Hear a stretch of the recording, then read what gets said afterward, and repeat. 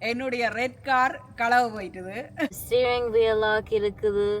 நீங்கள் சப்ஸ்கிரைப் பண்ணாமல் பார்த்து கொண்டிருந்தால் சப்ஸ்கிரைப் பண்ணி போட்டு தொடர்ந்து காணொலியை பாருங்க.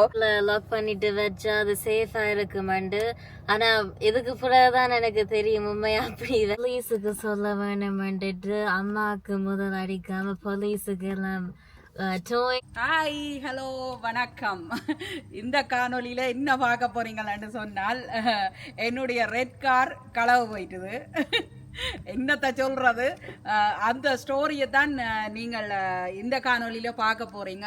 அது மட்டும் இல்லை, ஒரு கார் வந்து களவு போனால் அதுக்கு பிறகு என்னென்ன நடக்கும் என்றதையும் நான் இந்த காணொலியில உங்களோட பகிர்ந்து கொள்ள போறேன். வாழ்க்கையே ஒரு நிரந்தரம் இல்லாத உண்டு. இன்றைக்கு இருக்கிறவைய நாளைக்கு காணலாது. அதனால எது வந்தாலும் பார்ப்போம்னு சொல்லி சிரிச்சு கொண்டிருக்கோம். இவற்ற மைண்ட் வாய்ஸ்ல போகும். அதை நான் உங்களுக்கு சொல்றேன் ரீட் பண்ணி. இவற்ற மைண்ட என்னண்டா கார் வளவு போனே சாட்டி, இன்னும் ஒரு ஃபைனான்ஸ், இன்னும் ஒரு கடன், இன்னும் ஒரு மந்த்லி பேமெண்ட் என்று தான் இவற்ற மைண்ட் போகும். ஏன்னு சொன்னா முழு ஃபைனான்சியல் பிரச்சனையையும் இவர் தான் பார்க்கறது, நான் இல்லை. அதால அவருக்கு இன்னொரு பேர்டன் மாதிரி இருக்கும். அது வாங்கோ எனக்கு இந்த கார் ரெட் காருக்கு என்ன நடந்தது என்று சொல்லி முடிவில் இருந்து எண்ட் வரைக்கும் பார்ப்போம். கவலை என்று கேட்டால் ஓம். ஏன்னு சொன்னால் 5 வருஷம் என்னோட அந்த கார் வந்து பயணித்தது. 5 வருஷமும் 2 மாதமும் அந்த கார் வந்து என்னோட பயணித்ததால் எனக்கு கொஞ்சம் கவலையாக இருந்தது. 2-3 நாள் கொஞ்சம் கவலையாக இருந்தது. ஆஃப்கோர்ஸ் இங்கே வந்து இன்சூரன்ஸ் இருக்கு, இந்த காருக்கு ரெண்டல் கார் எடுக்கலாம். அப்போ நான் வந்து ரெண்டல் கார் இன்சூரன்ஸ் கம்பெனியால் தந்தவை 15 நாளைக்கு அந்த கார் தந்தவை. நாங்கள் இன்றைக்கு அதை ரிட்டர்ன் பண்ண வேணும். இருந்தாலும் வாங்க தொடர்ந்து நான் ரிட்டர்ன் பண்ணுறதுக்கு தான் போக போகிறேன். அந்த என்டர்பிரைஸில் தான் நான் வந்து எங்களோட காரை வந்து ரிட்டர்ன் பண்ண போகிறேன், ரெண்டல் காரை. என்ன நடந்ததுன்னு சொன்னால், மாலை வந்து யூனிவர்சிட்டிக்கு போகிறதுக்காக காரை வந்து பார்க் பண்ணி போட்டு வானில ஒரு இடத்துல பார்க் பண்ணி போட்டு யூனிவர்சிட்டி போயிட்டா. ஒரு காலமாக 7 மணி இருக்கும். மாலவி எவ்வளத்தை பார்க் பண்ணினீங்க கார் வந்து? Pioneer Village subway station. மற்றவைக்கு என்னண்டு எனக்கு தெரியாது. ஆனால் என்ன பொறுத்தளவில் இந்த கனடா நாடு, இந்த கனேடிய மக்கள், இந்த நாடு வந்து ஒரு கடவுளின் நாடு. அதால நான் இந்த நாட்டையோ இல்லாட்டி இங்க வாழ்ற மக்களையோ யாரையுமே நான் குறை சொல்றது என்றது இல்லை. அந்த பர்பஸுக்காக நான் இந்த காணொலி எடுக்க இல்லை. எல்லாரும் கொஞ்சம் கவனமா இருங்கோ என்றதுக்காக. பைனியர் வில்லேஜ்ல தான் விட்டனீங்களே என்ன கார? அதுங்க இருக்கு யோர்க் யூனிவர்சிட்டிக்கு பக்கத்துல. இப்ப பாக்குறது தான் என்னுடைய சிவப்பு கார். இதத்தான் காண இல்லை. நான் அந்த கார் வந்து ஃபைனான்ஸில் தான் வாங்கினேன் நான். ஆனால் போன வருஷம் நாங்கள் அந்த கார் வந்து போன வருஷம் தான் நாங்கள் பெய்டோ பண்ணினாங்க. இவ்வளவு நாளும் ஃபைனான்ஸில் தான் அந்த கார் இருந்தது. அதாவது இந்த ஃபைனான்ஸ்ன்றது இந்த கார் கடன் இருந்தது எனக்கு ஹோண்டாவில்.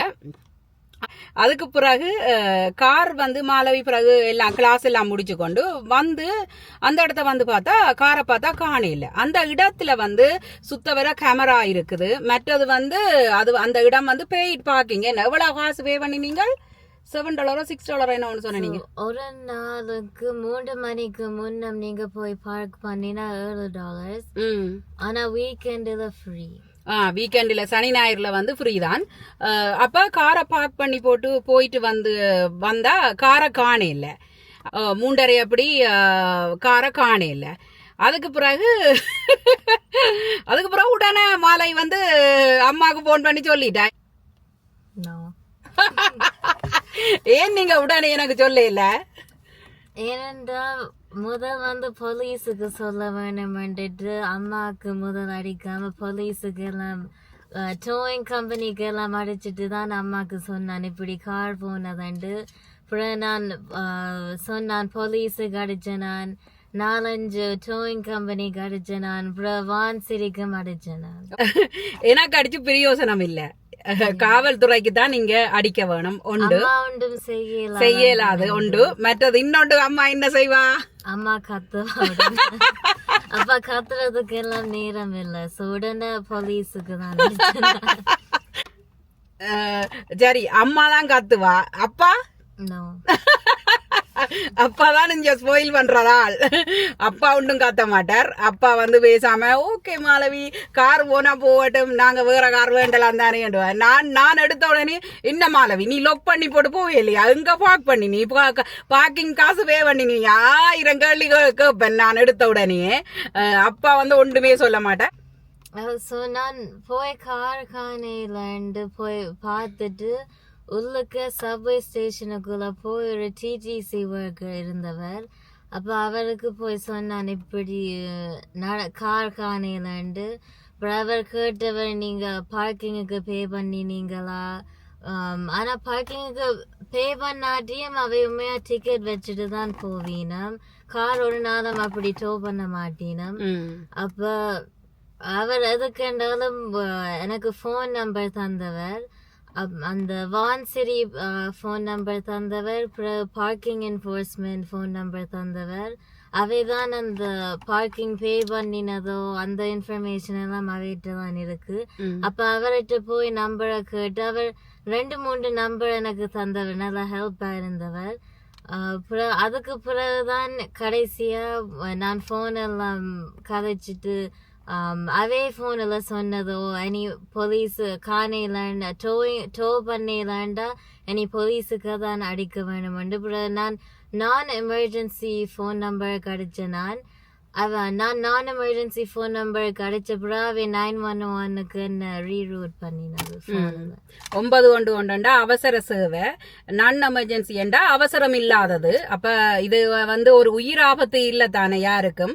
அப்ப அதுக்காகத்தான் நான் எமர்ஜென்சி சர்வீஸுக்கு மாலவி அடிச்சவா. அதுக்கு பிறகு அவதான் எமர்ஜென்சி சர்வீஸுக்கு அடிச்சிருக்கணும். அதுக்கு பிறகு நீங்க அந்த போலீஸ் ஆபீசரோட கதை கேட்கல, அவர் என்ன சொன்னவர் உங்களுக்கு? நான் போலீஸ் ஆஃபீஸரோட கதை கேட்க அவை காரண்ட மைலேஜ் கேட்டது. மற்றது நான் எப்போ கார் பார்க் பண்ணினான், எத்தனை மணிக்கு பார்க் பண்ணினான், அப்புறம் எப்போ நான் கடைசியாக கண்டது, அப்புறம் எப்போ நான் திரும்பி வந்தேன். மற்றது எந்த பார்க்கிங் லாட்ன்னு கேட்டவை. ஏனென்றா அந்த பைனர் வில்லேஜ் ஸ்டேஷனில் கிரீன் பீ பார்க்கிங் இருக்குது, மற்றது யோர்க் யூனிவர்சிட்டி பார்க்கிங் இருக்குது. அது ரெண்டும் செப்பரேட், அது வேற மாதிரி பே பண்ணுறது. அப்போ அதெல்லாம் கேட்டது. மற்றது அந்த கார்ட இன்ஃபோ, லைசன்ஸ் பிளேட் நம்பர், மற்றது இன்சூரன்ஸ் பாலிசி நம்பர் அதெல்லாம் கேட்டது.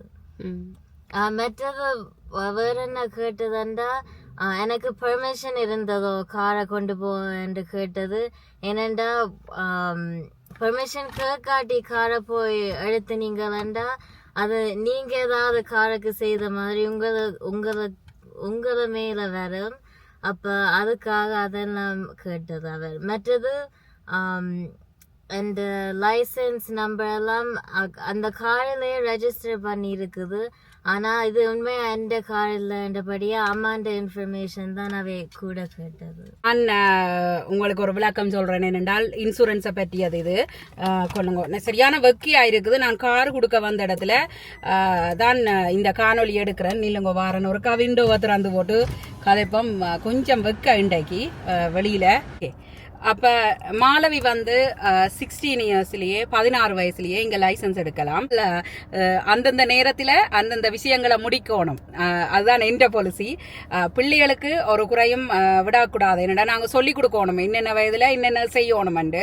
அந்த வகையில 16வது பிறந்த நாள் வரைக்குள்ள மாலவிக்கு நான் வந்து லைசன்ஸ் லேர்னிங் அடிக்க வச்சு நான் என்ன பர்த்டே என்ன பேர்த்தேண்டி வாக்கு விருப்பம் இல்லை. ஆனால் இவா இன்னொரு சண்டை பிடிச்சி பேசித்தான் வந்து பாஸ் பண்ணிட்டா. இங்கே பிறந்த வளர்ந்த பிள்ளைகள் வந்து வளர்ற பிள்ளைகள் வந்து கூடுதலாக அவைக்கு இந்த ரூல்ஸ்கள் எல்லாம் தெரியும், ஆங்கிலமும் தெரியும். அதால் அவைக்கு வந்து கொஞ்சம் சுவாம் லைசன்ஸ் எடுக்கிறது. நாங்கள் அங்கே இருந்து வந்து அதை படித்து பழகி இந்த ரூல்ஸை பழகி இந்த கனடா நாட்டை பழகி அப்படியெல்லாம் இவைக்கு இல்லை தானே. அதால் இவைக்கு கொஞ்சம் சுகமாயே இருக்கும். மாலவியை வந்து இப்படி எந்த வீட்டில் ஒரு டிரைவர் இருக்குது என்றதை நாங்கள் வந்து இன்சூரன்ஸ் கம்பெனிக்கு இன்ஃபார்ம் பண்ண வேணும். அது முக்கியம். அது வந்து என்னத்துக்கு உதவி செய்யும் என்று சொன்னால், மாலவி வந்து ஃபியூச்சர்ல தனிய ஒரு லைசன்ஸை வச்சு தனிய ஒரு கார் எடுக்கக்குள்ள இவாக்கு அந்த ரெக்கார்ட் வந்து இவாக்கு உதவி செய்யும். இது வந்து எனக்கு அப்பா செய்தவர். அப்பா கால் பண்ணி இன்சூரன்ஸ் கம்பெனிக்கு இப்படி எனக்கு மகளுக்கு லைசன்ஸ் இருக்குது, லேர்னிங் அடிச்சது இருக்குது அதுன்னு சொல்லி செகண்ட் டிரைவரா போட்டவர் என்ன.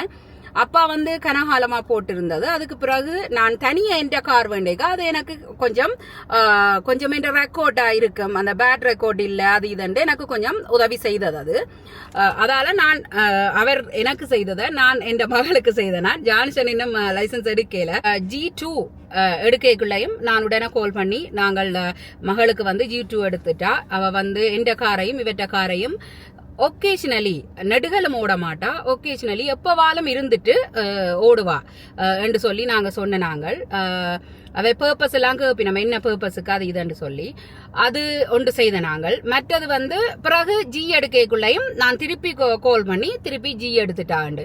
ஏனண்டா ஒவ்வொரு லைசன்ஸ் ஒவ்வொரு படிமுறையும் பாஸ் பண்ணிக்கல அதுக்கான வேல்யூ இருக்குது. அப்ப மாலவிய வந்து நான் செகண்ட் டிரைவரா போட்டேன். நான் வாண்ட இன்ஃபர்மேஷன் எல்லாமே அங்க இன்சூரன்ஸ் கம்பெனில இருக்குது. என்ன பொறுத்தளவில் இந்த நாடு ஒரு என்னன்னு சொல்றது, நாங்கள் இறந்த பிறகுதான் சொர்க்கத்தை பார்ப்போம். நான் வாழைக்குள்ள வந்து சொர்க்கத்தை பார்க்கிறேன்னு சொன்னால் அது இந்த நாடு எனக்கு தந்த சுதந்திரம் தான், அந்த ஃப்ரீடம் அது வந்து இருக்குது. அதால இந்த யாருமே இந்த நாட்டை குறை சொல்லக்கூடாது. தனி மனிதர் நாங்கள் தான். இப்போ ஒரு ஆள் வந்து களவெடுக்குதுன்னு சொன்னால் என்னன்னு சொல்றது, அது அவைன்ற தனிப்பட்ட ஒரு விஷயமா தான் நான் பார்க்கிறேன். அதுக்காக இந்த நாட்டை வந்து நாங்கள் ஒரு நாளும் குறை சொல்லக்கூடாது. இவ்வளவு காலமும் கனகாலம் என்ன நான் வந்து இங்க கனடாக்கு இவ்வளவு காலமும் இப்படி எனக்கு நடக்க இல்லை. நடக்கிறது எல்லாத்தையுமே நாங்கள் நன்மை கண்டேதான் நினைக்க வேணும். வந்து ஐயோ கார் போயிட்டுது அது இதுண்டு நானே ஒரு நாளைக்கு போயிடுவேன். கார் போனா என்ன என்றதான் என்ற கொள்கை. நாங்கள் போலீஸ் சொன்னதாம் இன்சூரன்ஸ் கம்பெனிக்கு சொல்ல சொல்லி என்ன மாலவி. அதுக்கு பிறகு நாங்கள் இன்சூரன்ஸ் கம்பெனிக்கு அடிச்சு நாங்கள் என்ன நடந்தது என்றதை நாங்கள் சொன்ன. நாங்கள் அதுக்கு பிறகு அவை வந்து உடனே எங்களுக்கு சொன்னவை என்னன்னு சொன்னால், இந்த ரெண்டல் காரை எடுக்க சொன்னவை. ரெண்டல் கார் வந்து ஒரு 15 நாள் இருந்தது. 15 நாளுக்கு பிறகு இன்றைக்கு நான் ரிட்டர்ன் பண்ண போறேன் காரை. எனக்கு வந்து இன்சூரன்ஸ்ல இருந்து பே பண்ணினவ. அதை என்னென்று பே பண்ணினவை என்றால் 5 வருஷத்துக்கு முதல் இருந்த கார் தானே. அப்ப கரண்ட் வேல்யூ என்னவோ அதைத்தான் பே பண்ணினவ. அந்த வேல்யூவான காசு தான் எனக்கு வந்தது. அது எவ்வளவு வந்ததுன்னு நான் எக்ஸாக்டா சொல்லாட்டிலும் உங்களுக்கு ஒரு ரஃப்லியா சொல்றேன். ஒரு 19,000 to 24,000க்குள்ள அப்படி வச்சு கொள்ளலாம். அப்படித்தான் வந்தது. என்னண்டா அவை வந்து ஒரு அவரேஜா பாப்பினம் என்னண்டு பார்த்தவையண்டு நான் கேட்டேன். நான் இன்சூரன்ஸ் கம்பெனில how did you value my car and. அப்ப அவை சொல்லிச்சு நம்ம என்னன்னு சொன்னால், இந்த கரண்ட் மார்க்கெட்டில் வந்து எவ்வளவு காசுக்கு இந்த கார் கம்பெனியில் எல்லா இடம் விற்க போட்டிருக்குன்னு தானே, அதை பார்த்து எந்த இன்சூரன்ஸையும் பார்த்து அனலைஸ் பண்ணித்தான் ஒரு அவரேஜாக எஸ்டிமேட்டட் ஆன அமௌண்ட்டை தான் எங்களுக்கு தருவினம். எனக்கு வந்து இந்த அடிக்கடி வந்து கராச்சுக்கு போய் அங்கே கராச்சில் நின்று அப்படியெல்லாம் எனக்கு செய்கிறது எனக்கு சரி வராது. அதால தான் நான் போய் புது காரை எடுத்தேன். நான் என்னண்டா இங்கே இனிஸ்வில்லில் வந்து எங்களுக்கு கொஞ்சம் எனக்கு பழகின கராச் எல்லாம் இல்லை. இப்போ வந்து புது காரன்னு சொன்னால் தனியாக ஆயில் சேஞ்சை மட்டும் பண்ணிட்டு விண்டரில் விண்டர் டயர் சேஞ்ச் பண்ணுவேன், சம்மரில் சம்மர் டயர். 5 வருஷமா நான் என் காரும் வந்து என்னென்னு சொல்கிறது, நான் கொஞ்சம் புதுசு மாதிரியே வச்சுருந்தேன். நான் பார்க்கவும் நல்லா இருக்கும். புதுசு மாதிரியே வச்சுருந்ததால் நான் ஒன்றுமே செய்யலை. தனியாக ஆயில் சேஞ்சும் டயர் சேஞ்சும் விண்டருக்கு செய்வேன். வேறு ஒன்றுமே நான் என் காருக்கு செய்ததில்லை. நான் நினைச்சேன், நான் என் பிளான் வந்து என்ன நினைச்சேன் சொன்னால், இன்னும் நான் புதுசாக தான் கார் வேண்டினேன். நான் அந்த கார் நான் வேண்டிக்கல நான் நினைக்கிறேன் $39,000. அப்போ நான் நினைச்சேன் அந்த காரை ஒரு 10 years வச்சிருக்கணும். 10 இயர்ஸ் வச்சிருந்தா பிள்ளைகள் எல்லாம் வளர்ந்து அவை தங்கட பாட்டுக்கு போயேக்குள்ள நானும் இவரும் இன்னொரு காரை எடுத்துக்கொண்டு ஒன்றுமே வேண்டாம்னு சொல்லி போட்டு ஒரு சின்ன வீட்டா சின்ன ஒரு அப்பார்ட்மெண்டா பார்த்து மூவ் பண்ண வேணும் என்றதான் என்ற பிளான். அப்ப நான் அது கடவுள் எப்படி விடுவேன்றது எங்களுக்கு தெரியாது.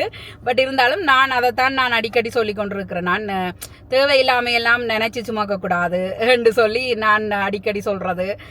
சும்மா உழைச்சுழைச்சு மோர்கேச்சி கட்டிக்கொண்டு அப்படியே சாகாம கொஞ்சம் என்ஜாய் பண்ண வேணும். அப்ப அந்த அளவு வேற இருந்தால் நான் சொன்னேன்னா இவருக்கு 10 வருஷத்துக்கு நாங்கள் இந்த காரை வச்சிருந்துட்டு பிள்ளைகள் வளர விட்டு அவைக்கான தேவையெல்லாம் முடிச்சு கொண்டு நானும் நீங்களும் ஒரு சின்ன ஒரு அப்பார்ட்மெண்ட்ல போய் கடைசி காலத்தை கழிப்போம் என்று சொல்லி நான் கதைச்சு கொண்டிருந்தேன். நான் பார்த்தால் கதை வேற மாதிரி மாறிட்டுது இப்ப. அதால இனி திருப்பி தினேஷ் வந்து சொன்னது என்னென்றால் டொயாட்டா எடுக்க சொல்லி 2-3 கார்கள் அனுப்பினவன்.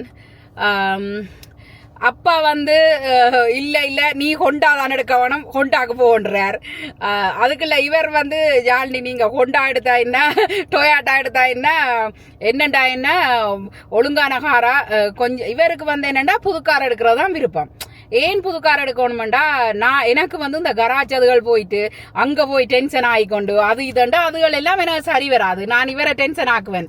அதால அவருக்கு அது விருப்பம் இல்லை. என்னடா புது கார்ன்னு சொன்னா கராஜுக்கு அடிக்கடி போய் வர தேவையில்லை என்றது இவர்கிட்ட இது. தற்பொழுது கார் இல்ல என்னட்ட இந்த கார் வந்து இப்ப ரிட்டர்ன் பண்ண வேணும். ஒரு 30 மினிட்ஸ்ல நான் கொண்டே கொடுக்கணும். நாங்க வரைக்குள்ள ஒன்றும் கொண்டு வரையில தானே. ஆனால் பார்த்து கொண்டிருக்கிற உங்களுக்கு நான் ஒன்று சொல்லணும்னு நினைச்சேன். நான் வந்து இன்னொரு ஆளின் பொருளை நாங்கள் எடுத்தால் எங்கட பொருளை இன்னொரு ஆள் எடுக்கும் என்றதை நாங்க அந்த பிள்ளைகளுக்கு நல்ல வடிவா நாங்க சொல்லி கொடுக்கணும். அப்படி சொல்லிக்கல என் ஃப்ரெண்ட் இந்த மகள் கேட்கிறா அப்ப யாழ்னி என்று நீங்கள் ஆட்டையோ எடுத்திருக்கிறீங்களாண்டு. எனக்கு தெரியாது. எனக்கு தெரிஞ்ச அளவில் நான் எடுக்கல. போன பிறப்புகள்ல எடுத்தனோ தெரியாது. அதால என்னன்னு தெரியாது. என்ன ஒரு கவலை வந்து மாலவின் பேக் வந்து ஒரு ஃப்ரெண்ட் டியரஸ்ட் ஃப்ரெண்ட் ஒரு ஆள் கொடுத்தது. அவன் பேக் என்ன கோச் பேக் அவாக்கு அது சரியான கவலை மாதிரி அந்த பேக் காருக்குள்ளேயே போயிட்டுது. மற்றது வந்து இன்னொரு விஷயம் மாலவி உங்களுக்கு நான் coach bag don't worry I will buy புது பேக். இருந்தாலும் சில விஷயங்கள் வந்து பழசா இருந்தாலும் யார் தாரது எங்கே இருந்து வாரது என்றது இருக்குத்தானே. உங்களோட பிள்ளைகளுக்கு நீங்க சொல்லி கொடுக்கணும். மற்ற வேண்ட பொருள்கள்ல ஆசைப்படக்கூடாது. நீங்க வந்து வேலை செய்து அதை வந்து வாங்குறதுக்கு தான் பார்க்கணும் ஒழிய மற்ற வேண்ட பொருள்கள்ல நாங்கள் ஆசைப்பட்டு மற்ற வேண்ட பொருளை எடுத்து மற்ற ஆக்களை வந்து நாங்க ஏங்க வைக்க கூடாது, கவலைப்படுத்தக்கூடாதுன்றதை நாங்க எங்கட பிள்ளைகளுக்கு நாங்க சொல்லி கொடுக்கணும்.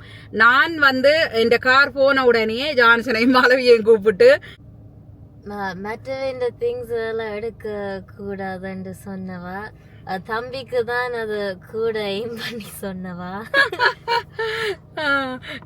மாலவி கொஞ்சம் வளர்ந்துட்டா அவாக்கு விளங்கும் நல்லது கெட்டது. ஜானசனம் வளர்ந்துட்டார் தான் இல்லையண்டு இல்ல. நான் அவரை கூப்பிட்டு இருத்தி வச்சு இப்படி நீ மெட்டாக்கள்ன்ற பொருள்கள் ஒரு காலம் ஆட்ட பொருளுக்கும் ஆசைப்படக்கூடாது. உனக்கு ஆசை என்று சொன்னால் அதை நீங்கள் எங்க வாங்கினீங்கள் என்று கேட்டு அந்த இடத்துல நீங்க வேலை செய்து உழைச்சு வாங்க வேணும். அதைத்தான் நான் சொன்னேன். நான் இது வந்து ஆன்டியோரால் எனக்கு சொன்னதை தான் நான் ஜான்சனுக்கு அதை சொல்லி கொடுத்தேன். நான் யாழினி நான் எப்பவுமே வந்து ஒரு பொருள் விருப்பம் என்று சொன்னால் அதை வந்து அதை அடையணும் என்று நான் நினைக்க மாட்டேன். ஆனா அந்த பொருள் எங்க வாங்கினது என்று கேட்டு நான் அதுக்கான வேலையை செய்து சேர்த்து அந்த காசை எடுத்து தான் நான் வாங்குவேன் என்று சொல்லி ஆண்டி சொன்னவா எனக்கு. அதைத்தான் நான் ஜான்சனுக்கு சொன்னேன். நான் என்னன்னு சொன்னால் ஒவ்வொரு துன்பமான நிலை வரைக்குள்ளையும் ஒவ்வொரு கஷ்டங்கள் வரைக்குள்ளையும் என்ன நாங்கள் கஷ்டப்பட்ட நாங்கள் என்றதையும் எப்படி நாங்கள் அதுல இருந்து மீண்டு வந்த நாங்கள் என்ன செய்து நாங்கள் என்றதையும் பிள்ளைகளுக்கு நாங்க சொல்லித்தான் ஆக வேணும். இந்த சேஃப்டி எப்படி இத வந்து நாங்கள் செய்யறது, ஒரு காரை வந்து களவெடுக்காம இருக்கணும்டா நீங்கள் பார்த்திருப்பீங்களா என்னக்கா சொல்லுங்க மாலவியே. முதல் அம்மா சொன்னவா அந்த வாலெட் ஐடி எல்லாம் கிரெடிட் கார்டு எல்லாம் காருக்குள்ள வைக்காதீங்க. நீங்க வெளியில போனா உங்களோடய எடுத்துக்கொண்டு போங்க. மற்றது வேல்யூபிளான திங்ஸ் நாங்கள் நினைப்போம் காரில் லாக் பண்ணிட்டு வச்சா அது சேஃபாக இருக்குமெண்டு. ஆனால் இதுக்கு பிறகுதான் எனக்கு தெரியும் உண்மையாக அப்படி வைக்கலாதுண்டு.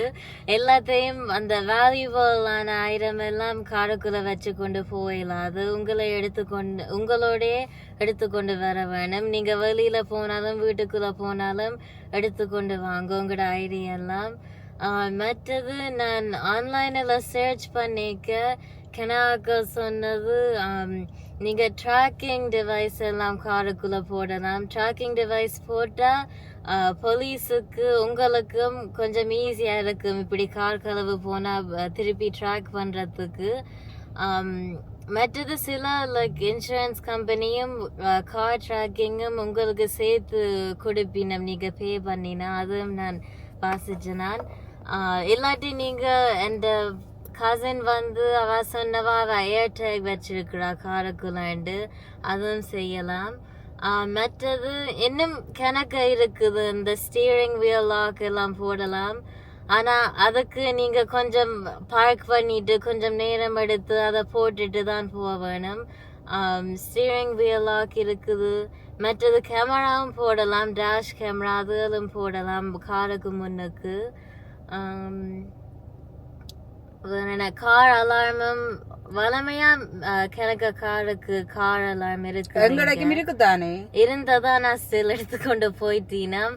ஆனா அதாலதான் நான் சொல்றேன் லைக் ட்ராக்கிங் டிவைஸ் போடலாம், கேமரா போடலாம். மற்றது உங்களுக்கு உண்மையா அப்படி பயம் வேண்டாம், யூ கேன் அந்த ஸ்டீரிங் வீலும் லாக்கும் வாங்கி போடலாம். மற்றது கார் பார்க்க வளமையா இப்ப வர கார் எல்லாம் இந்த புஷ் டு ஸ்டார்ட் பட்டனோட தான் வரும். ஆனா அந்த காரில் தான் கூட களவு போறது இந்த சிறப்பு இல்லாம எடுத்துக்கொண்டு போகலாம். இன்சூரன்ஸ் கம்பெனி வந்து கனாக்க கேள்வி கேட்கும். நீங்க சில நேரம் இன்சூரன்ஸ் கம்பெனி கேட்கிற கேள்வியை பார்த்தா என்னவோ நான் தான் களவெடுத்து வச்ச மாதிரியும் இருக்கும். அப்படி வந்து மாறி மாறி மாலவிட்டு என்னட்ட கேள்வி கொஞ்சம் நிறையவே கேட்டவ. கேட்கறது வந்து முக்கியம். ஏனென்றா நீங்களே வந்து இது நான் ஐடியான்னு கொடுக்கலாம். நான் நீங்களே சில ஆக்கள் வந்து இன்சூரன்ஸ் ஃப்ராட் செய்ய அவையே கார் ஏதாவது செய்துட்டு அப்புறம் காசு எடுக்க வேணுமென்று செய்வீனா. அது உண்மையா செய்யக்கூடாது, நேர்மையா இருக்க வேணும். Very important. ஏன்னு சொன்னால் எங்களுக்கு என்ன ஃப்ரீயா வந்தாலும் இன்றைக்கு அது சந்தோஷமா இருந்தாலும் நாளைக்கு அதுக்கு கடவுளுக்கு கணக்கு காட்டியே தான் தீர வேணும். கடவுள் எல்லாத்தையும் கணக்கு போட்டு கொண்டிருப்பார்.